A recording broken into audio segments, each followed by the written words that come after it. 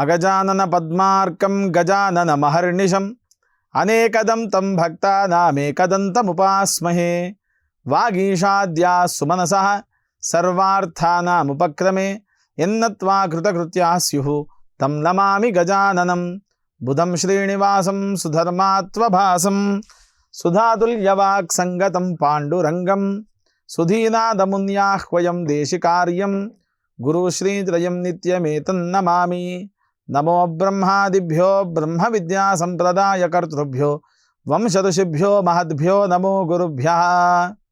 నారాయణం నమస్కృత్య నరం చైవ నరోత్తమం దేవీం సరస్వతీం వ్యాసం తతో జయముదీరయేత్. స్వస్త్యస్తు సదాం సన్మంగళాని సంతు. వక్తశ్చ శ్రోతॄణాం నిత్యమేకైక శ్లోక శ్రవణ పఠన మాత్రేన కలికల్మషాపనోదయ పటుతదే వేద కనక కథా ప్రస్తూయతే. వ్యాసాయ విష్ణురూపాయ వ్యాసరూపాయ విష్ణవే నమో వై బ్రహ్మనిధయే వాసిష్ఠాయ నమో నమః.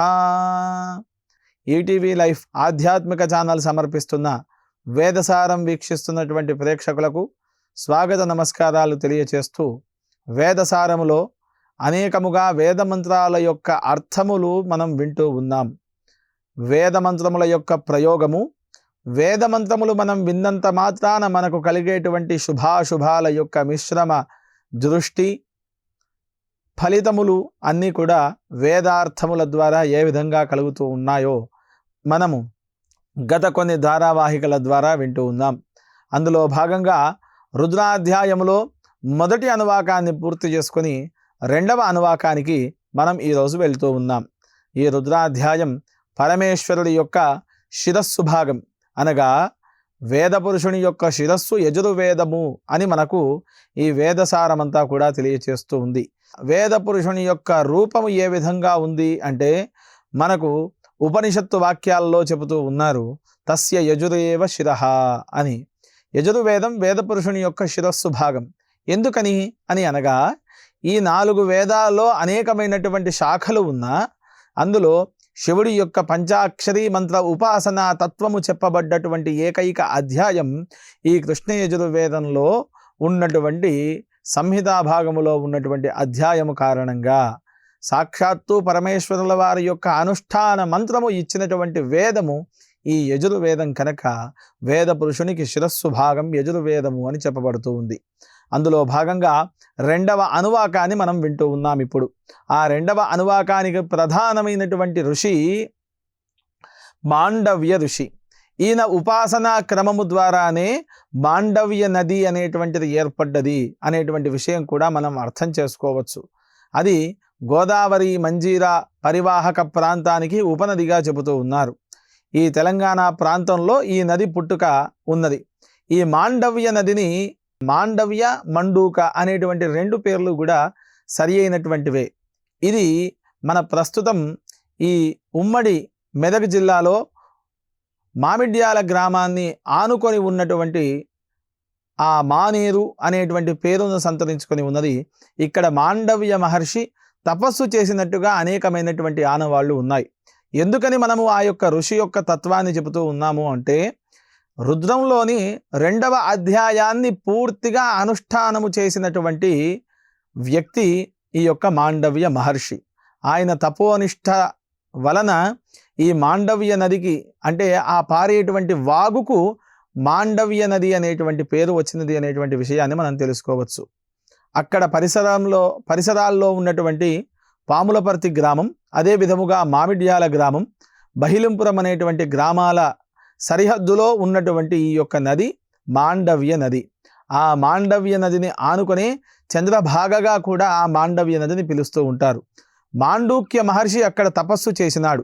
తపస్సు చేసి రుద్రాధ్యాయంలో ఉండేటువంటి 2వ అనువాకాన్ని తాను అనుష్ఠానం చేసినట్టుగా అక్కడి శాసనాలన్నీ కూడా మనకు తెలుపుతూ ఉన్నాయి.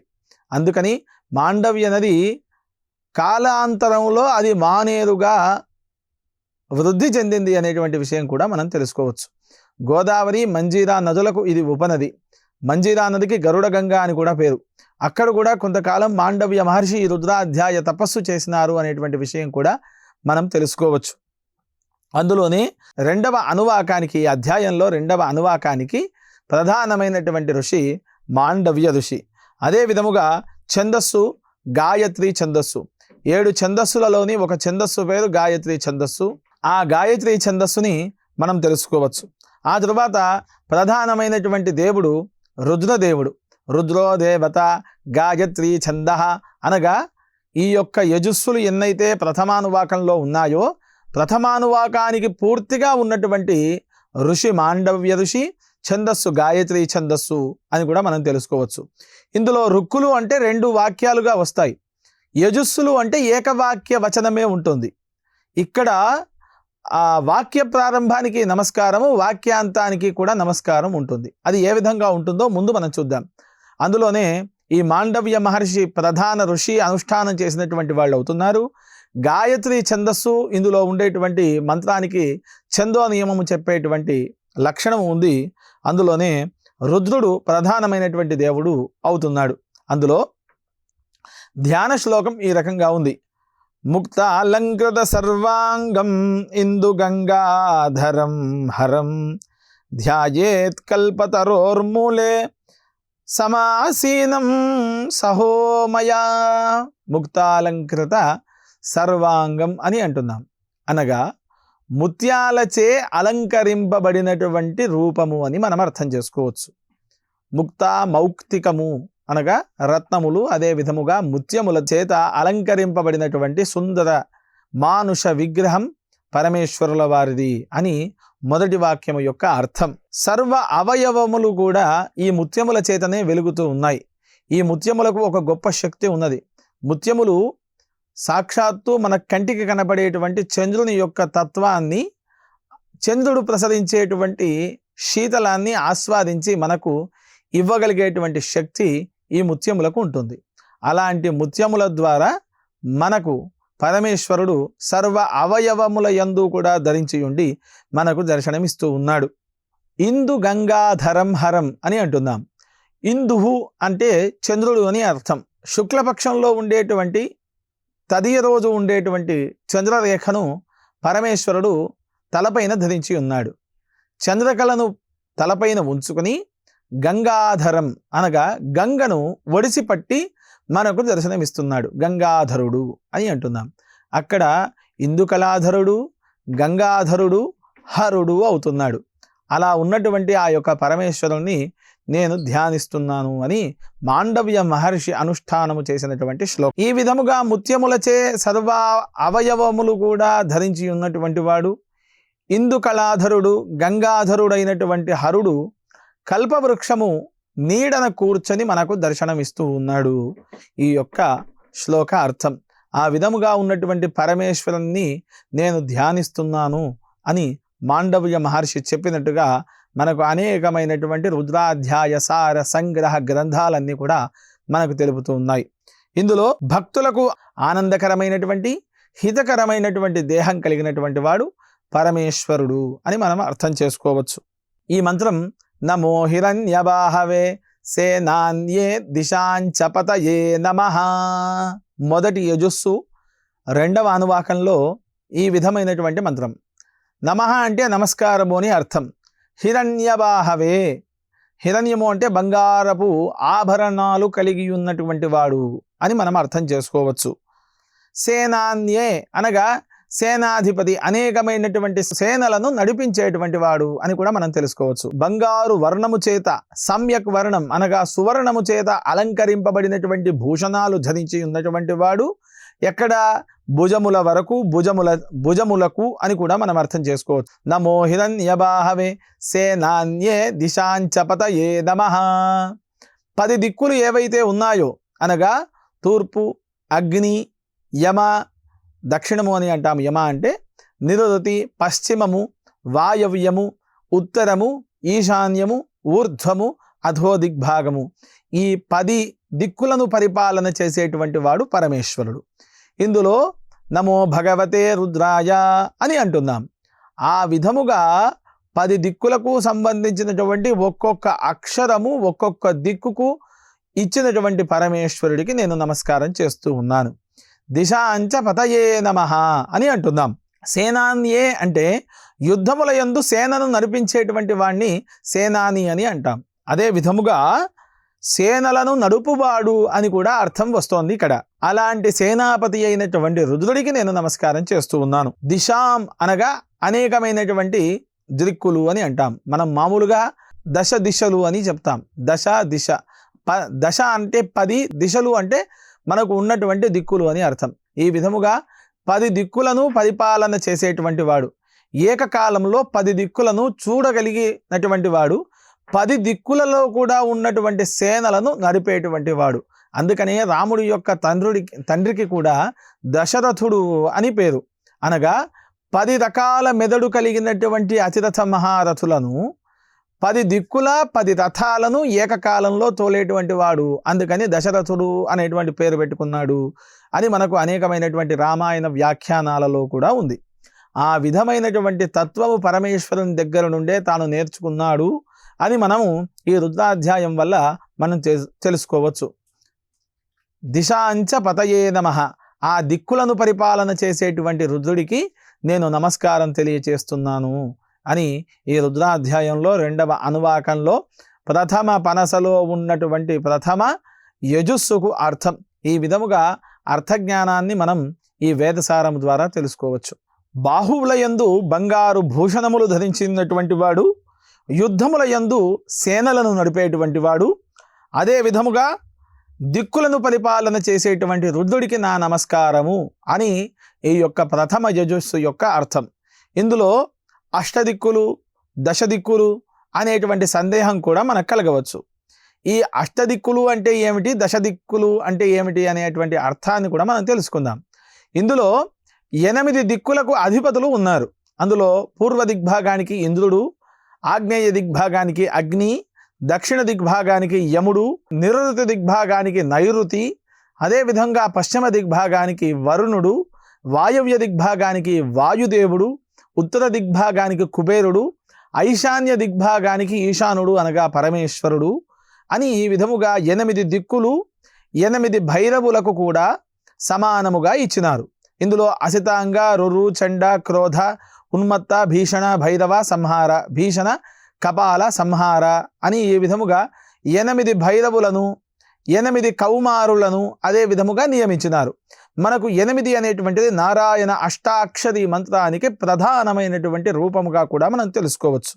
ఈ 8 మంది 8 దిక్కులను కూడా పరిపాలన చేస్తారు.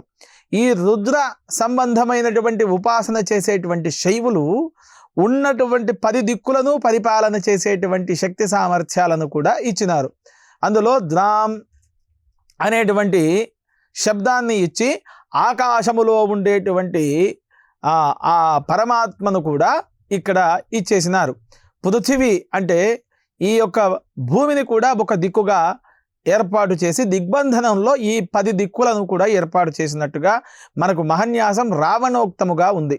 రావణోక్తమైనటువంటి మహన్యాసం మనకు తెలుపుతూ ఉంది 10 దిక్కులు అని. అనేకమైనటువంటి దిగ్బంధనం అంతా కూడా అష్టదిక్పాలకులకే చేస్తాం, అష్టదిగ్బంధనము అని అంటాం. కానీ ఈ శైవ ఉపాసన చేసేటువంటి వాళ్ళు పూర్తిగా కూడా దశదిక్పాలకుల ఆరాధన చేస్తేనే, దశ దిక్కులలో ఉండేటువంటి పరమేశ్వరుణ్ణి అర్చిస్తేనే మనము ఈ పరమేశ్వరుని యొక్క ఆరాధన చేసుకోవచ్చు అనేటువంటి విషయాన్ని మనము సేనాన్యే దిశాంచపతయే నమః అనేటువంటి వాక్యము ద్వారా మనం తెలుసుకోవచ్చు. అందులోనే రుద్రములో ఇప్పుడు 2వ యజుస్సుకు కూడా మనం వెళ్ళబోతూ ఉన్నాం.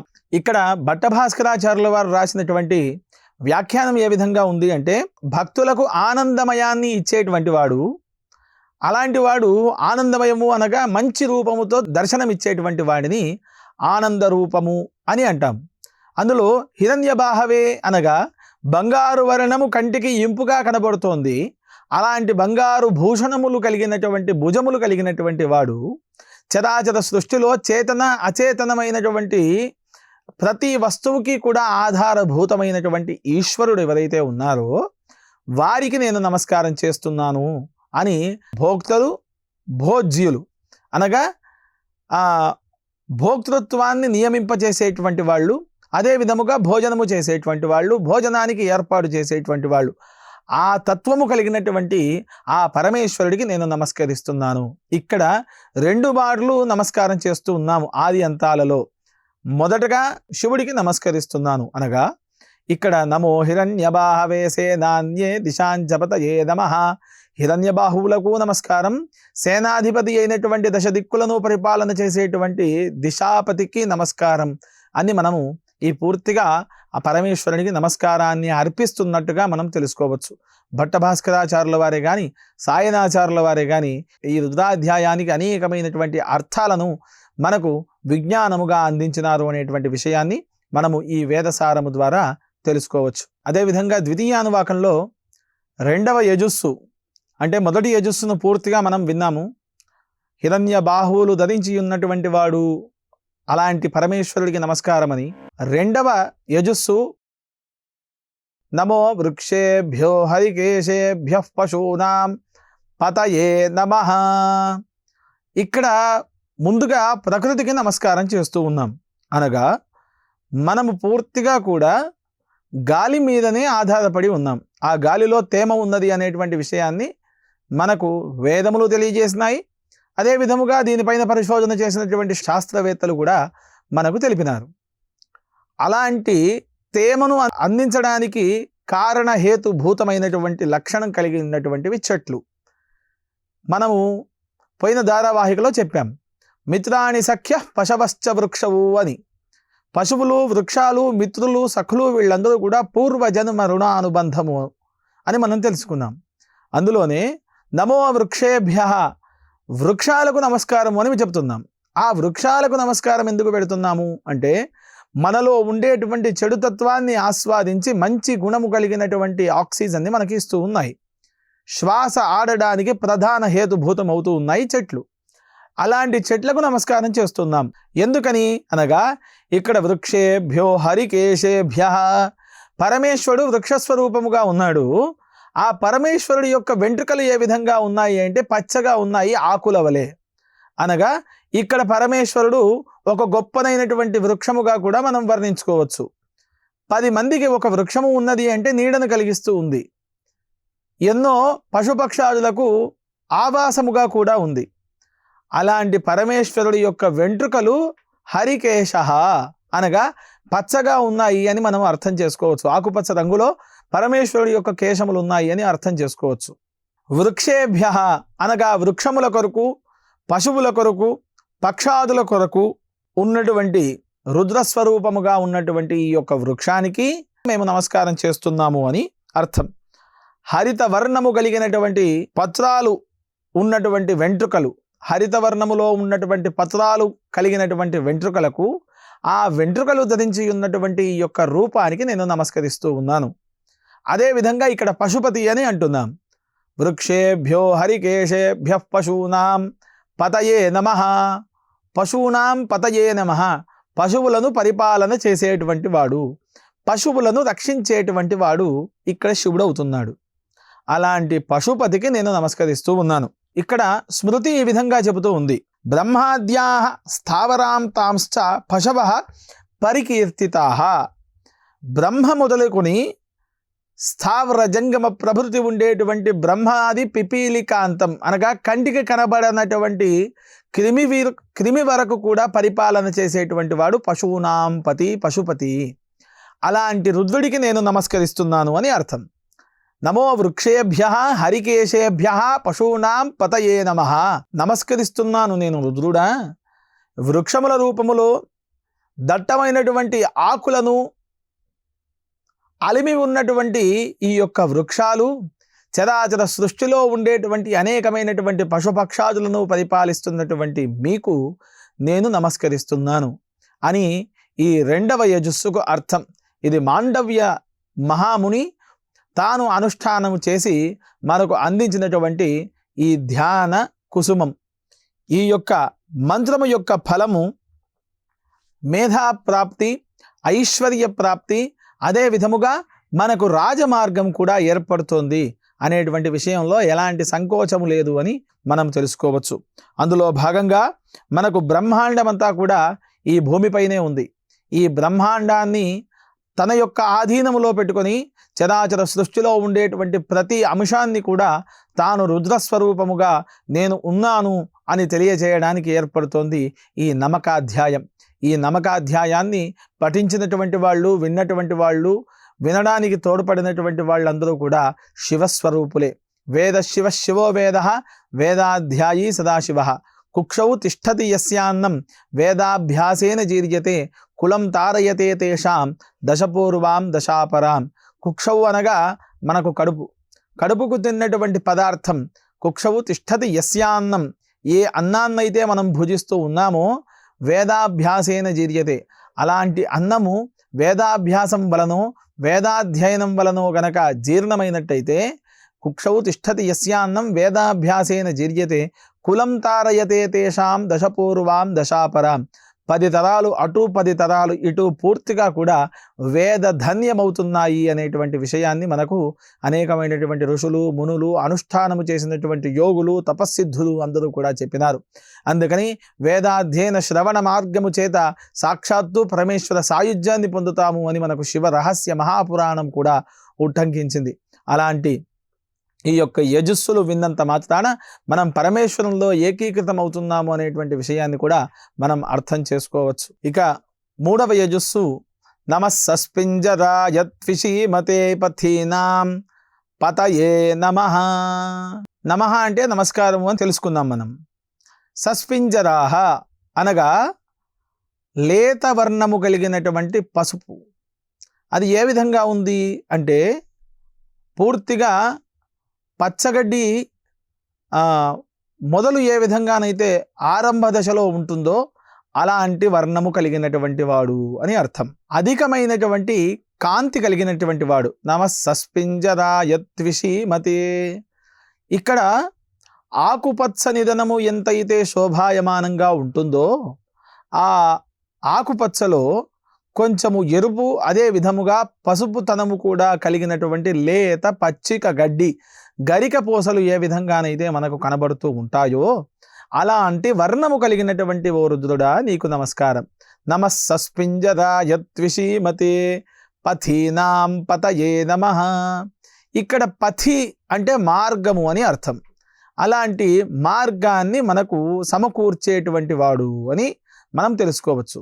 ఆ మార్గాన్ని మార్గనిర్దేశనము చేసేటువంటి శివుడికి నేను నమస్కరిస్తూ ఉన్నాను. శాస్త్రోక్తమైనటువంటి మార్గాలు ఏవైతే ఉన్నాయో దక్షిణాచారము, సమయాచారము, వామాచారము, కర్మాచారము అని అనేక విధాలుగా మనకు ఏర్పడినది. అందులో సమయాచారము, దక్షిణాచారం ఏదైతే ఉందో అది పూర్తిగా కూడా దైవత్వమైనటువంటిదే.